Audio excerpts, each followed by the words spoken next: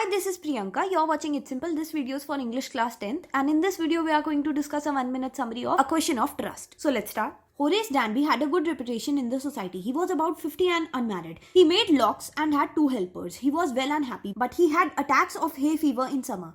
But he was not completely honest. He had served his first and only one sentence in a prison library. He had a passion for books. He loved rare and expensive books. Horace Danby robbed a safe every year. He stole enough to last for 12 months. He secretly bought the books he loved through an agent. He was now out committing a robbery. For 2 weeks, Horace had studied the house of Shotover Grange. He had to burgle this house. It had £15,000 worth of jewelry in Grange safe. He intended to buy 3 interesting books coming up for sale in the autumn. He had seen where the housekeeper hung the key. He had also studied everything of the house. These were the rooms, the electric wiring, paths, and the garden before the theft. Horace Danby entered the house. A small dog lay in the kitchen. He silenced it, calling by its name. The safe was in the drawing room. There was a great bowl of flowers on the table. He felt his nose prickle. He started sneezing. The safe was not hard to open. He went into the hall to cut the wire of the alarm bell. Then he heard a voice. The voice told him that he could cure the sneeze. It was the voice of a woman. She stood in the doorway. She was young and pretty. She was dressed in the red. She said that she had come back in time, but she had not expected to meet a burglar.